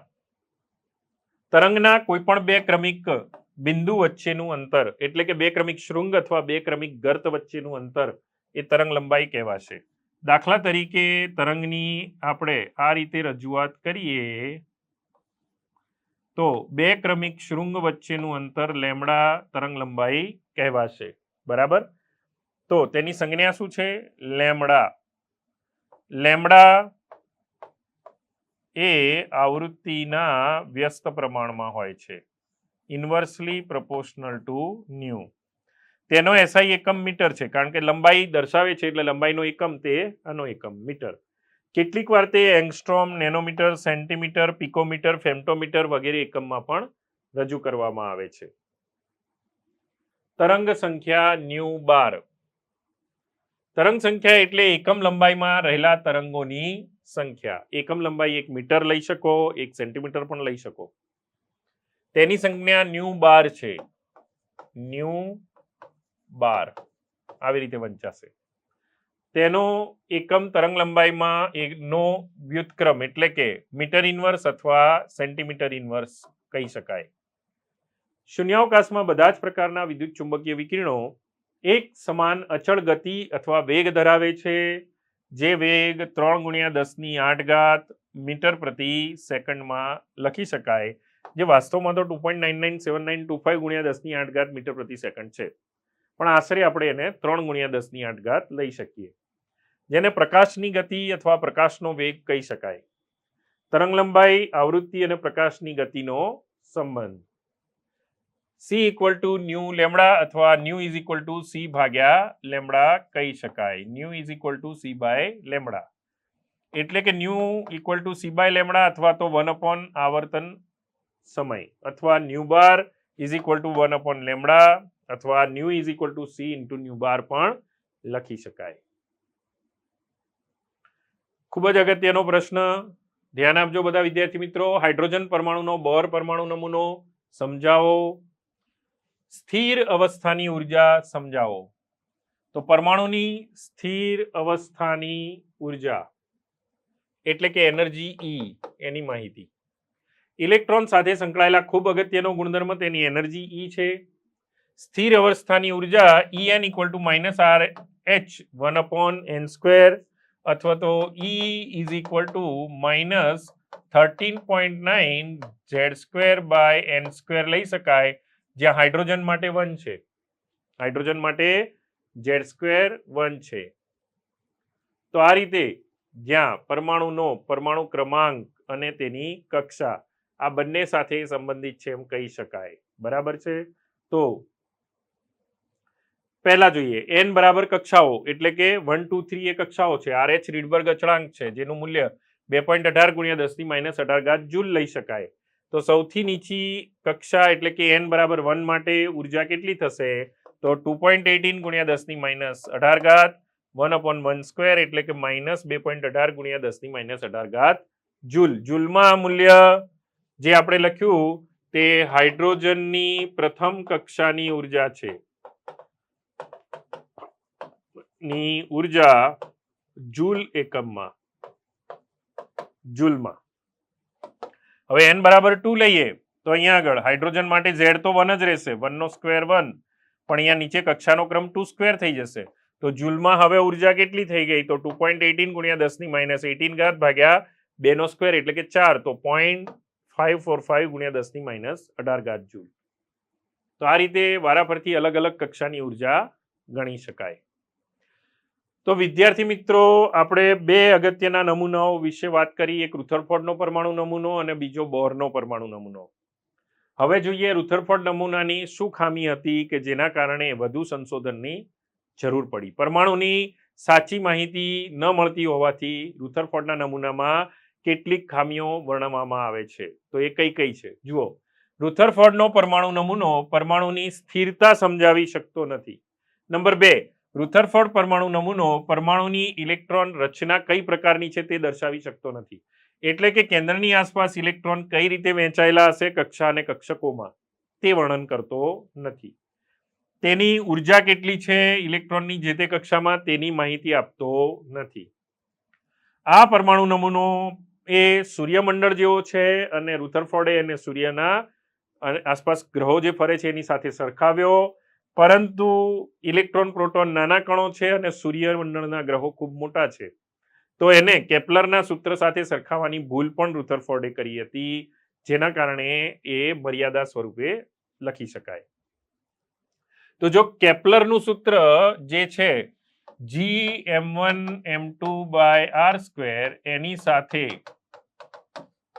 સૂર્યમંડળનું જે સૂત્ર છે કે Q1Q2/r² ને સરખાવી દઈએ કુલંબિક બળો માટે, તો આ વીજભારના બળો છે, આ વજન અથવા દળના ગ્રેવિટેશનલ બળો છે, માટે એમને સરખાવી શકાય નહીં.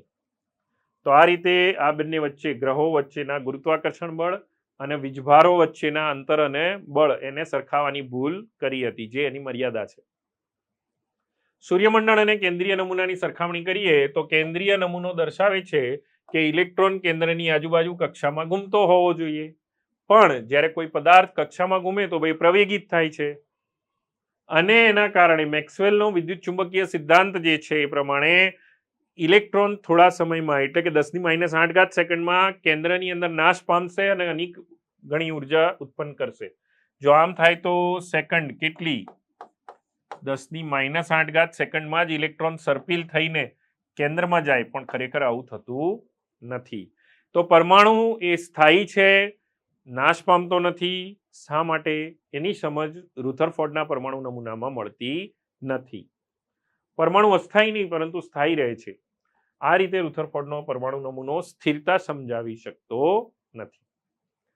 તો વિદ્યાર્થી મિત્રો, રુથરફોર્ડનો પરમાણુ નમૂનો અને એની વિગતો લખ્યા પછી એની મર્યાદા પણ જાણવી જોઈએ, જેથી તમે વિગતો લખી શકો. આગળનો નેક્સ્ટ ક્વેશ્ચન જોઈએ.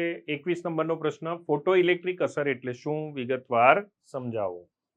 પ્રશ્ન બેંક 2024 અને 25માં પણ મુકાયેલો છે. એનો મતલબ તમે સમજી શકો કે આ પણ એક અગત્યનો ક્વેશ્ચન છે. અહીંયા આગળ ફોટો ઇલેક્ટ્રિકના અસરના અભ્યાસ માટે એક સાધન વિકસાવવામાં આવ્યું હતું, જે સમજીએ. અહીંયા આગળ એક કાચની નળી રાખવામાં આવી છે, જેમાં ધાતુની પટ્ટી મૂકવામાં આવી છે, જેના ઉપર પ્રકાશ આપાત કરી શકાય. પ્રકાશ આપાત કરીએ તો એમાંથી જે ઇલેક્ટ્રોન ઉત્સર્જિત થાય એ સંસૂચકની અંદર શોષાઈ જશે. ઇલેક્ટ્રોન શોષાશે એટલે વિદ્યુત ઉત્પન્ન થશે, જે એમિટરની અંદર વિદ્યુત પ્રવાહ સ્વરૂપે નોંધાશે. અને અહીંયા આગળ બેટરી જે રાખેલી છે તે ચાર્જ થશે. તો બેટરીમાંથી વિદ્યુત પ્રવાહ ઉત્પન્ન થવાની જગ્યાએ બેટરી ચાર્જ થવા માંડે, તો એનો મતલબ સમજવાનો કે અહીંયા આગળ ફોટો ઇલેક્ટ્રિક અસરથી ઇલેક્ટ્રોન ઉત્પન્ન થયા, એટલે કે વિદ્યુત પ્રવાહ ઉત્પન્ન થયો છે. બરાબર? તો સમજીએ.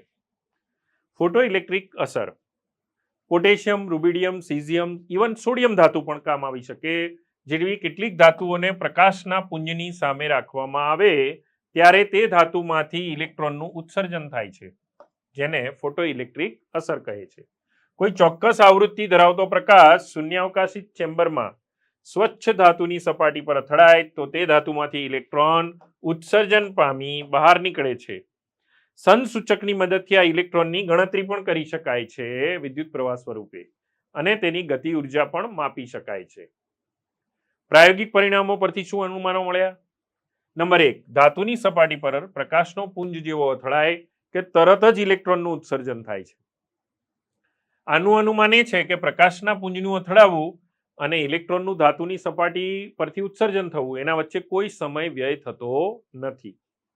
ઉત્સર્જિત થતા ઇલેક્ટ્રોનની સંખ્યા પ્રકાશની તીવ્રતા અથવા તેજસ્વીતાના સમપ્રમાણમાં હોય છે. એટલે કે ઉર્જા પ્રપોર્શનલ ટુ એની ફ્રીક્વન્સી ન્યુ. આ અનુમાન પ્રમાણે ઇલેક્ટ્રોનની સંખ્યા એ પ્રકાશની તીવ્રતા પર આધાર રાખે છે. તો તેના માટે જરૂરી દેહલી ઉર્જા એટલે શું? પ્રકાશની જે સૌથી ઓછી લાક્ષણિક આવૃત્તિ ν0 થી ઓછી આવૃત્તિ એ ફોટો ઇલેક્ટ્રિક અસર થતી નથી, તેને તેની દેહલી આવૃત્તિ કહે છે. એટલે કે એનાથી ઓછી આવૃત્તિ જો આપાત કરવામાં આવશે તો ઇલેક્ટ્રોન ઉત્સર્જિત નહીં થાય. નેક્સ્ટ, ફોટો ઇલેક્ટ્રિક અસરમાં ગતિ ઉર્જા સમજાવો. 1905માં આઇન્સ્ટાઈને પ્લાન્કના જે વિદ્યુત ચુંબકીય વિકિરણનો સિદ્ધાંત હતો તેનો જ ઉપયોગ કર્યો. ફોટો ઇલેક્ટ્રિક અસરને વધુ સારી રીતે સમજાવી, જેમાં પ્રકાશ તેમજ ઇલેક્ટ્રોન બંનેને કણ પ્રકૃતિ છે એવું સ્વીકારવામાં આવ્યું અને સાબિતી મળી. ધાતુની સપાટી પર પ્રકાશના પુંજનું ચળકવું, અથડાવવું એટલે કે પ્રકાશના પુંજ અથવા ફોટોન વડે ધાતુ પર નિશાનગત કરી શકાય. જ્યારે પૂરતી ઉર્જાથી તે અથડાશે ત્યારે તે ધાતુ એટલે કે ફોટોન ધાતુ પરમાણુના ઇલેક્ટ્રોનની સાથે અથડાય છે અને તરત જ અથડામણ દરમિયાન ફોટોન પોતાની ઉર્જા ઇલેક્ટ્રોનને આપી દેશે, તેથી તરત જ ઇલેક્ટ્રોન ઉત્સર્જિત થાય છે. આમ ઉત્સર્જિત થતા ઇલેક્ટ્રોનની ગતિ ઉર્જા કાઇનેટિક એનર્જી વિદ્યુત ચુંબકીય વિકિરણની આવૃત્તિના સમપ્રમાણમાં હોય છે. એટલે કે ગતિ ઉર્જા પ્રકાશની તીવ્રતા પર આધારિત નથી. એટલે કે ફોટોનની ઉર્જા જો E=hν લેવામાં આવે તો ઉત્સર્જિત થતા ઇલેક્ટ્રોન માટે જરૂરી ઉર્જા hν0 હોય છે, જેને કાર્ય વિધેય અથવા તો વર્ક ફંક્શન W કહેવામાં આવે છે. ફોટો ઇલેક્ટ્રોનમાં સ્થાનાંતરિત ઉર્જા એટલે hν - hν0 જેટલી હોવી જોઈએ. તેથી એમ કહી શકાય કે ઉર્જા સંચયના નિયમ પ્રમાણે ઉત્સર્જિત થતા ઇલેક્ટ્રોનની ઉર્જા આપાત થતા ફોટોનની ઉર્જા અને ગતિ ઉર્જા hν, એટલે કે ધાતુમાંથી ઇલેક્ટ્રોનની બહાર થવા માટે જે થયેલું કાર્ય અથવા વર્ક ફંક્શન, અને ફોટો ઇલેક્ટ્રોનની ગતિ ઉર્જા એટલે કે hν બરાબર વર્ક ફંક્શન પ્લસ 1/2 mv², એટલે કે E=hν એટલે કે hν0 પ્લસ 1/2 mv² લખી શકાય. નેક્સ્ટ, ઉત્સર્જન અને અવશોષણ વર્ણપટ સમજાવો. પ્રશ્ન નંબર 23. પહેલા જોઈએ અવશોષણ વર્ણપટ એટલે શું.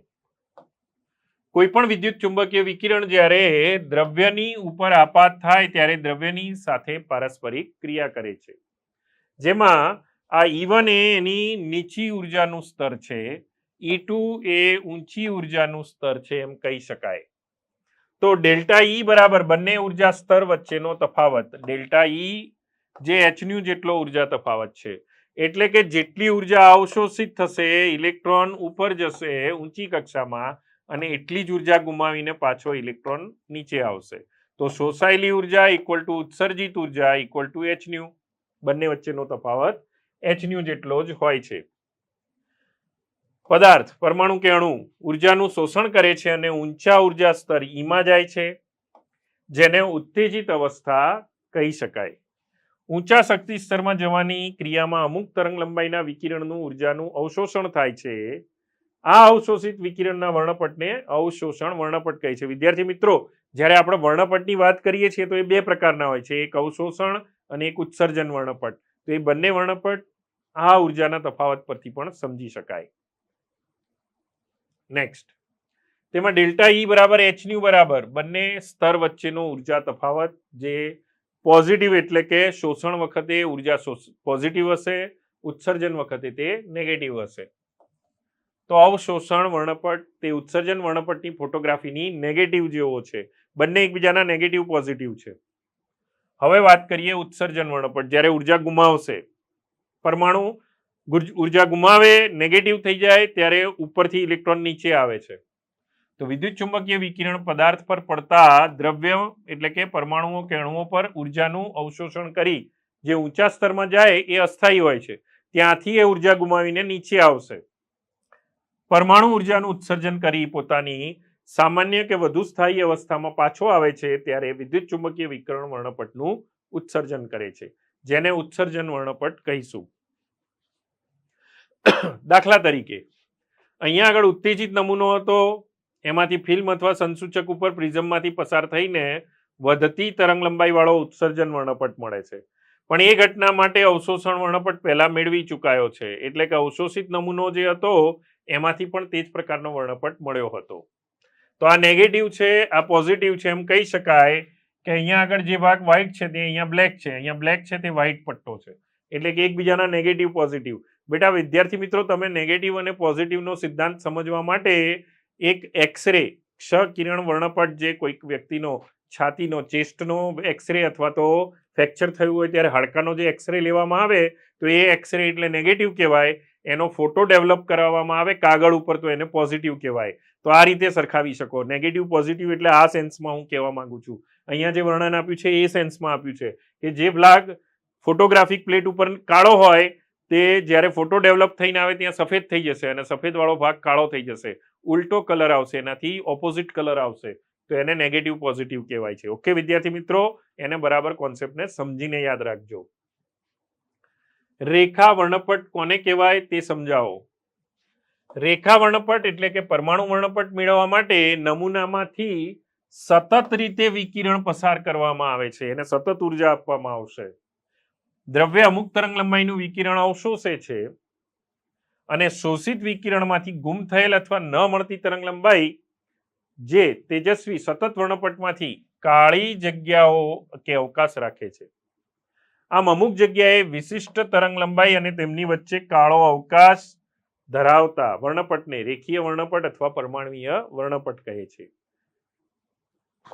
એટલે કે જ્યાં શોષાયેલો ભાગ એ વ્હાઇટ છે, ન શોષાયો ત્યાં બ્લેક પટ્ટો આવી જશે. બ્લેક વ્હાઇટ, શોષાયું ન શોષાયું, એવી રીતે વારાફરતી ઓલ્ટરનેટ પટ્ટા પડી જશે અથવા રેખાઓ મળશે. રેખા વર્ણપટ તે ઉત્સર્જિત અથવા અવશોષિત વર્ણપટ છે. તે અનુક્રમે અલગ અલગ થયેલી તરંગ લંબાઈનો ફોટોગ્રાફિક રેકોર્ડ છે અથવા ઉત્સર્જિત વર્ણપટની ફોટોગ્રાફિક નેગેટિવ છે એમ પણ કહી શકાય. આ રેખીય વર્ણપટ તે ઉત્સર્જિત વર્ણપટ અથવા તો અવશોષણ વર્ણપટ હોઈ શકે છે. આનો ઉપયોગ ક્યાં થશે? રેખા ઉત્સર્જન વર્ણપટ ઇલેક્ટ્રોનીય રચનાના અભ્યાસમાં ખૂબ જ ઉપયોગી છે અને આ વર્ણપટની લાક્ષણિક રેખાઓનો ઉપયોગ કરીને અજ્ઞાત પરમાણુઓ માટે તેને જ્ઞાત પરમાણુ સાથે મેચ કરીને ઓળખવામાં આવે છે, ફિંગરપ્રિન્ટની જેમ. રોબર્ટ બુન્સેને તત્વોની તપાસ માટેના રેખા વર્ણપટનો ઉપયોગ સૌપ્રથમ કર્યો હતો અને rubidium, caesium, thallium, indium, gallium, scandium વગેરે તત્વોની ઓળખ ખનિજમાંથી સ્પેક્ટ્રોસ્કોપિક પદ્ધતિના આધારે એટલે કે આ રીતે કરી હતી એણે સૌપ્રથમ. નેક્સ્ટ, સૂક્ષ્મ કણો માટે જે એની ડ્યુઅલ નેચર અથવા દ્વૈત પ્રકૃતિ છે એને સમજાવતો સિદ્ધાંત, હાઇઝનબર્ગનો સિદ્ધાંત સમજાવો. સિદ્ધાંત: ઇલેક્ટ્રોનનું ચોક્કસ સ્થાન અને વેગમાન અથવા વેગ એક જ સાથે નક્કી કરવું અશક્ય છે. આને કહેવાય છે હાઇઝનબર્ગનો સિદ્ધાંત. ગાણિતિક રીતે કઈ રીતે લખીશું? ડેલ્ટા એક્સ ગુણ્યા delta P is greater than equal to h upon 4 પાઈ, અથવા પી ની જગ્યાએ એમ ડેલ્ટા વી એક્સ લખી દઈએ તો પણ ચાલે. તો delta x into delta v is equal to h upon 4 pi m. આ દળ એમને આપણે સામે લઈ લીધું. ડેલ્ટા એક્સ શું છે? સ્થાનની અનિશ્ચિતતા. ડેલ્ટા પી વેગમાનની અનિશ્ચિતતા. ડેલ્ટા વી વેગની અનિશ્ચિતતા કહી શકાય. હવે જો ઇલેક્ટ્રોનનું સ્થાન એ ખૂબ નાનું છે, ચોકસાઈથી જાણતા હોઈએ તો અહીંયા આગળ ડેલ્ટા એક્સ એટલે સ્થાનની અનિશ્ચિતતા, પણ ડેલ્ટા વી એટલે કે વેગની અનિશ્ચિતતાનું મૂલ્ય એ વખતે ઘણું મોટું થઈ જશે. કેમ? કારણ કે delta x into delta v ગુણ્યા m greater than equal to h upon 4 pi છે. તો આ વેગને પેલી બાજુ લઈ લઈશું તો બંને એકબીજાના વ્યસ્ત પ્રમાણમાં થઈ જશે. તો એ જ રીતે ઇલેક્ટ્રોનને અવલોકવા માટે પ્રકાશ અથવા વિદ્યુત ચુંબકીય વિકિરણથી પ્રદીપ્ત કરી શકાય. આમાં લીધેલા પ્રકાશની તરંગ લંબાઈ ઇલેક્ટ્રોનના પરિણામો કરતા ઓછી હોવી જોઈએ. નેક્સ્ટ, આવા પ્રકાશનો ફોટોન ઊંચા વેગમાનથી અથડાવાના પરિણામે એ ઇલેક્ટ્રોન પર અથડાશે, ઇલેક્ટ્રોનના સ્થાનની અંદર વિચલન પેદા થશે. એટલે કે માપન માટે જે પદ્ધતિનો ઉપયોગ કરીએ છીએ એ પદ્ધતિ જ એમાં નડતર રૂપ સાબિત થાય છે. આથી અનિશ્ચિતતાના સિદ્ધાંતનું મહત્વ એ છે કે હાઇઝનબર્ગના સિદ્ધાંતની એક અગત્ય એવી છે કે ઇલેક્ટ્રોન અને બીજા સમાન કણો માટે નિશ્ચિત પથ અથવા પ્રક્ષેપણ પથના અસ્તિત્વને તે નકારી દે છે. ઇલેક્ટ્રોન અને તેના જેવા અપરિમાણીય વસ્તુના ચોકસાઈથી સ્થાન અને વેગ બંને એક સાથે ક્યારેય નક્કી કરી શકાતા જ નથી. તો પ્રક્ષેપ પથ વિશે પણ વિચારવું શક્ય નથી. જ્યાં એ છે પ્લાન્કનો અચળાંક છે, એમ ઇલેક્ટ્રોનનું દળ છે, પાઈ ગાણિતિક અચળાંક છે. તો h અપોન 4 પાઈનું મૂલ્ય મૂકી દઈએ તો બધા જ અચળાંકોનું મૂલ્ય મૂકતા 5.79 ગુણ્યા 10⁻³ મીટર સ્ક્વેર પ્રતિ સેકન્ડ થશે. નેક્સ્ટ, વિદ્યાર્થી મિત્રો, બોરે પોતાના સિદ્ધાંતમાં જેને મુખ્ય કક્ષા n કહી હતી એના પરથી મુખ્ય ક્વોન્ટમ અંક n મળ્યો. તો આપણે હવે એની માહિતી લઈએ. પ્રશ્ન 17, મુખ્ય ક્વોન્ટમ અંક n વિશે નોંધ લખો. પરમાણુના ક્વોન્ટમ યાંત્રિકી નમૂના પ્રમાણે શ્રોડિંજર તરંગ સમીકરણથી નક્કી થયું કે જે ક્વોન્ટીકૃત ઉર્જા સ્તરો પરમાણુ ધરાવે છે તેમાં તેને ઉર્જા સ્તરને n વડે દર્શાવી શકાય. પરમાણુમાં ઇલેક્ટ્રોનની ચોક્કસ ખાસિયતો મુખ્ય ક્વોન્ટમ અંક માટે સંજ્ઞા n થી દર્શાવી શકાય અથવા n વપરાય છે. n નું મૂલ્ય 1, 2, 3, 4 વગેરે હોય છે, જે ધન પૂર્ણાંક જ હોઈ શકે. n નું મૂલ્ય કક્ષાનું કદ અને વિશેષ પ્રમાણમાં ઉર્જા નક્કી કરે છે. જોઈએ કેવી રીતે. મુખ્ય ક્વોન્ટમાંકને મુખ્ય કક્ષા અથવા મુખ્ય કોષ પણ કહેવામાં આવે છે. કક્ષકોની સંખ્યા પણ n પરથી નક્કી કરી શકાય છે. તો કક્ષકોની સંખ્યા n ઉપરથી કેવી રીતે નક્કી થશે? કક્ષકોની સંખ્યા બરાબર n². આ ઉપરાંત મુખ્ય ક્વોન્ટમ અંક n જે સંજ્ઞા છે એના પરથી મૂળાક્ષરોની જે સંજ્ઞાઓ મળી આપણને કક્ષાની, કેવી રીતે? જુઓ અહીંયા આગળ. જો મુખ્ય કોષ n બરાબર 1 તો કોષ k બરાબર k કોષ કહેવાશે. 2 તો l, 3 તો m, 4 તો n. આ રીતે આગળ વધારી શકાય મૂલ્યો અનંત સુધી. તેમાં રહેલી કક્ષકોની સંખ્યા કેટલી? તો 1² n² પરથી નક્કી થાય. 2² 4, બીજા કોષમાં 4 કક્ષકો, ત્રીજા કોષમાં 9 કક્ષકો, ચોથા કોષમાં 16 કક્ષકો હશે. તો આ ઉપરાંત એની અંદર મહત્તમ ઇલેક્ટ્રોન કેટલા સમાશે તે પણ ખબર પડે. તો મહત્તમ ઇલેક્ટ્રોન 2n² જેટલા હોય. તો ઇલેક્ટ્રોન પહેલા કોષની અંદર કેટલા સમાશે? 2, બીજા કોષની અંદર 8, 2 નો સ્ક્વેર 4, 4 ગુણ્યા 2 એટલે 8. અહીંયા 18 ઇલેક્ટ્રોન સમાશે 2n² પ્રમાણે. અહીંયા આગળ 32 ઇલેક્ટ્રોન સમાશે. આ રીતે આગળ વધી શકાય ગણતરીમાં. n નું મૂલ્ય જેમ વધુ તેમ કક્ષા કે કક્ષકનું કદ વધુ, તેથી તે ઇલેક્ટ્રોન કેન્દ્રથી દૂર, ત્રિજ્યા વધુ, ઉર્જા વધુ. ધનભારિત કેન્દ્રથી પરમાણુ ઇલેક્ટ્રોનને દૂર કરવા માટે ઉર્જાની વધુ જરૂર પડે છે, એટલે કે જેમ n નું મૂલ્ય વધુ તેમ ઉર્જા પણ વધુ.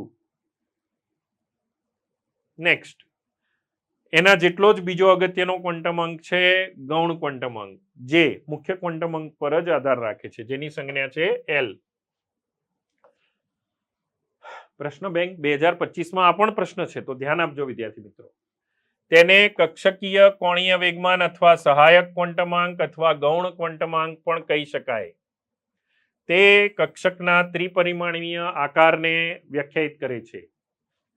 L ના મૂલ્યો n પર આધારિત છે, એટલે કે 0 થી n-1 સુધીના હોય, એટલે કે L બરાબર 0 થી n-1. આ એનું સૂત્ર મળી ગયું આપણને.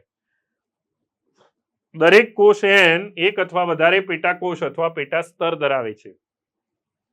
મુખ્ય કોષમાં પેટાકોષની સંખ્યા કેટલી હશે? તો 0 થી n-1 સુધીની હશે. પ્રથમ કોષ n બરાબર 1, તો એમાં એક જ પેટાકોષ અને એનું મૂલ્ય 0 છે, L બરાબર 0. હવે બીજો કોષ n બરાબર 2, તો એમાં બે પેટાકોષ જેના મૂલ્યો 0 ને 1 હશે. ત્રીજા મુખ્ય કોષ n બરાબર 3, એમાં 3 પેટાકોષ 1 અને 2, 0, 1 અને 2. 4માં 4 હશે, 0, 1, 2, 3, અને એ પ્રમાણે આગળ વધતું રહેશે. તો પેટાકોષ અથવા ગૌણ ક્વોન્ટમ અંકના મૂલ્ય પરથી શું માહિતી મળશે? તો અહીંયા એ બધી માહિતી આપેલી છે. L નું મૂલ્ય 0, તો પેટાકોષ S, 1 તો P, 2 તો D, 3 તો F, 4 તો G, H, એવી રીતે આગળ વધી શકાય. SPDFGHI. આના પરથી પેટાકોષનો આકાર ખબર પડે છે. S કક્ષક ગોળાકાર છે, P કક્ષક ડંબેલ આકાર છે, D ડબલ ડંબેલ આકાર છે, F પછીના સંકીર્ણ આકારો હોવાથી તે આપણે અભ્યાસક્રમમાં લીધેલ નથી.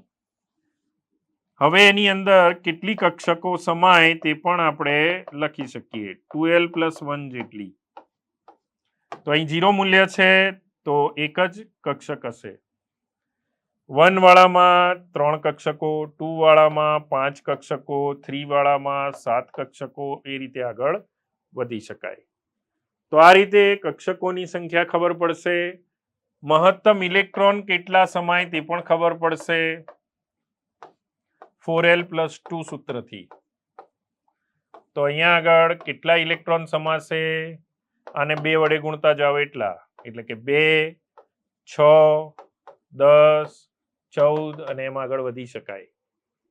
તો આ થઈ ગઈ L, ગૌણ ક્વોન્ટમ અંક L ની માહિતી. એનું ટેબલ સરસ રીતે તમે નોટમાં બનાવી અને યાદ કરી લેશો. નેક્સ્ટ, નીચેનું આ એક કોષ્ટક આપ્યું છે, જેમાં n અને L ની માહિતી પરથી પેટાકોષનો સંકેત તૈયાર કર્યો છે. પેટાકોષ દર્શાવવાની રીત n અને L ને દર્શાવીને કરી શકાય. n નું મૂલ્ય લખાશે, L પરથી પેટાકોષની સંજ્ઞા લખાશે. શું લખાશે? પેટાકોષની સંજ્ઞા. પેટાકોષ દર્શાવીશું. તો 1 અને 0 મૂલ્ય હશે તો 1s, 2 અને 0 2s, 2 અને 1 તો 2p. 1 મૂલ્ય પરથી p કોષ નક્કી થાય, p પેટાકોષ. 0 એટલે s, 0 એટલે s, 1 એટલે p, 2 એટલે d, 0 એટલે s, 1 એટલે p, 2 એટલે d, 3 એટલે f, તો 4f કક્ષક આ રીતે બનશે. તો આ રીતે દરેક કક્ષકનો તમે અભ્યાસ કરી જાતે આવી રીતે નક્કી કરો. બરાબર? Next, 26 number. ચુંબકીય કક્ષકીય ક્વોન્ટમાંક ml વિશે નોંધ લખો. આ ચુંબકીય ક્વોન્ટમાંક પ્રમાણિત નિર્દેશક યામો એટલે કે ભૂમિતીય યામાક્ષો XYZ ના સંદર્ભમાં કક્ષકના અવકાશીય દિક સ્થાન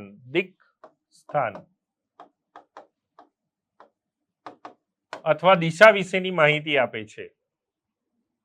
એમના મૂલ્યો કોઈ પણ પેટાકોષ માટે 2l+1 જેટલા હશે, અને તે અનુક્રમે પોઝિટિવ L થી શરૂ કરી નેગેટિવ L સુધી અને 0 ને સમાવશે. એટલે કે -L, -L -1, -L -2, 0, 1, L -1, L -2, L -3 એવી રીતે આગળ વધતા જશે. ml ના મૂલ્યો અને કક્ષકોની સંખ્યા. જો L એ ગૌણ ક્વોન્ટમ અંકનું મૂલ્ય હોય 0 તો m બરાબર પણ 0. જ્યારે જ્યારે L બરાબર 0 ત્યારે m બરાબર 0. આગળ વધીએ. કુલ મૂલ્યો કેટલા? તો 2L + 1 જેટલા, તો એમાં એક જ મૂલ્ય મળશે અને એ S કક્ષક દર્શાવે છે. P કક્ષકોની સંખ્યા 3 કેમ છે? તો P નું L મૂલ્ય 1 છે, 2L + 1 માં કિંમત મૂકીએ તો 3 કક્ષકો મળશે, PX, PY, PZ. એવી જ રીતે L બરાબર જો 2 લેવામાં આવે તો એમના મૂલ્યો 2L + 1 પ્રમાણે 2 × 2 + 1 5 મળશે. તો એ D ની 5 કક્ષકો દર્શાવે છે. DXY, DYZ, DZX, DX² - y² અને DZ². આ 5 કક્ષકો હોય છે. F કક્ષકો. F ને L મૂલ્ય 3 છે માટે એનું m મૂલ્ય 7 સંખ્યાઓ સૂચવે છે. -3, -2, -1, 0, 1, 2, 3 આ ટોટલ 7 મૂલ્યો થયા. 1, 2, 3, 4, 5, 6 અને 7. પણ એના આકારો અને તેની માહિતી આપણા સિલેબસ બહારની વાત છે માટે આપણે ફક્ત મૂલ્યો જ લઈએ છીએ, પ્રકારો નહીં. L નું મૂલ્ય 0 તો S, M એનો સંકેત નક્કી કરશે કે તેમાં એક જ કક્ષક છે S પ્રકારની. P પ્રકારની 3, D પ્રકારની 5, F પ્રકારની 7, G પ્રકારની 9 આવી રીતે કક્ષકો મળશે. નેક્સ્ટ વિદ્યાર્થી મિત્રો, ક્વોન્ટમ અંક પૈકીનો છેલ્લો ક્વોન્ટમ અંક, ચોથો ક્વોન્ટમ અંક. 4 ક્વોન્ટમ અંક છે N, L, M અને S. N, L, M, S. બરાબર? તો આ 4 ક્વોન્ટમ અંક પૈકી છેલ્લા ક્વોન્ટમ અંક સુધી આવી ગયા છીએ આપણે. વધુ ઇલેક્ટ્રોન ધરાવતા પરમાણુના વર્ણપટ રેખામાં ડબલેટ અને ટ્રિપલેટ ક્યારેક મળી આવે છે. ડબલેટ અને ટ્રિપલેટ માટે એક સિમ્પલ કોન્સેપ્ટ, ક્યાંક સાદો આવો વર્ણપટ હોય એની જગ્યાએ આ પ્રકારનો વર્ણપટ વહેંચાઈ જાય તો આને ટ્રિપલેટ અને આને ડબલેટ કહેવાય. તો આવી ડબલેટ અથવા ટ્રિપલેટ પ્રકારની રચનાઓ જ્યાં મળતી હોય ત્યાં ક્વોન્ટમ અંક N જે ઉર્જા, L એટલે કે આકાર અને M દિશા વિન્યાસ કે દિક્ક વિન્યાસ દર્શાવે છે. એનાથી એને નથી સમજાવી શકાતા. ત્યારે એની અંદર સેમ્યુઅલ ગાઉડસ્મિથ અને ઉલ્હનબેક નામના જે 2 વૈજ્ઞાનિકોએ સ્પિન ક્વોન્ટમ અંક રજૂ કર્યો તેનાથી સમજ મેળવવી પડે છે. તો આ અનુસાર ઇલેક્ટ્રોન પોતાની ધરી ઉપર ભ્રમણ કરે છે જે રીતે પૃથ્વી પોતાની ધરી પર ભ્રમણ કરે છે. દાખલા તરીકે આ ઇલેક્ટ્રોનની ધરી છે તો એની આસપાસ એ ભ્રમણ કરે છે એન્ટી ક્લોકવાઇઝ અથવા તો ક્લોકવાઇઝ, બેમાંથી કોઈ એક રીતે એ ભ્રમણ કરી શકે. એ માટેનો ક્વોન્ટમ અંક સ્પિન ક્વોન્ટમ અંક છે. તો સ્પિન કોણીય વેગમાન સદિશ રાશિ છે. એના પર 2 દિક્ક વિન્યાસ એટલે 2 દિશા વિન્યાસ હોઈ શકે, સમઘડી અથવા વિષમઘડી. આ દિક્ક વિન્યાસ ભ્રમણ ક્વોન્ટમ અંક S થી વિભેદિત કરી શકાય છે, જેના 2 જ મૂલ્યો છે, +1/2 અથવા -1/2. +1/2 અથવા -1/2. આ બેમાંથી એક મૂલ્ય S નું હોઈ શકે, જે સમઘડી કે વિષમઘડી કોઈ એક માટે એક ધારી શકાય છે. તો સ્પિન ક્વોન્ટમ અંકનું મૂલ્ય આ રીતે લઈ શકાય.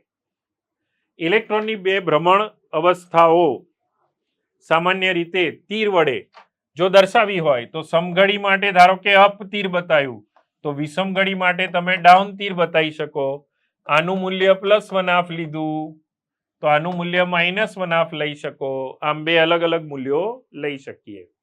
આમ કક્ષામાં 2 ઇલેક્ટ્રોનના સ્પિન ક્વોન્ટમ અંકના મૂલ્યો, જેને ઘણીવાર MS તરીકે પણ ઓળખવામાં આવે છે, તો એ 2 વિરુદ્ધ સ્પિન ધરાવે છે એમ પણ કહી શકાય. તો વિદ્યાર્થી મિત્રો, તમે અત્યાર સુધી 4 ક્વોન્ટમ અંકની માહિતી, હાઇઝનબર્ગ અને દ બ્રોગલીનો સિદ્ધાંત, ફોટો ઇલેક્ટ્રિક અસર, કાળા પદાર્થનું વિકિરણ, બોરનો સિદ્ધાંત, સમસ્થાનિકો, સમભારિકો, નાના બધા મુદ્દા એક પછી એક કવર કર્યા છે.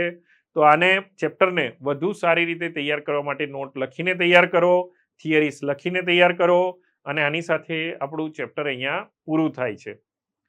જ્યારે આપણે એમ કહીએ કે ચેપ્ટર પૂરું થાય છે એટલે એને કોઈ એવો સીમાડો નથી આવી ગયો, પણ આપણે એની અંદરથી અન્ય મુદ્દા શોધી અને એને ડાઉટ સ્વરૂપે પણ રજૂ કરી શકીએ. તો વિદ્યાર્થી મિત્રો, ચેપ્ટરની તૈયારી માટે તમને ઓલ ધ બેસ્ટ અને જોતા રહો વન શોટ આ જ રીતે. Thank you.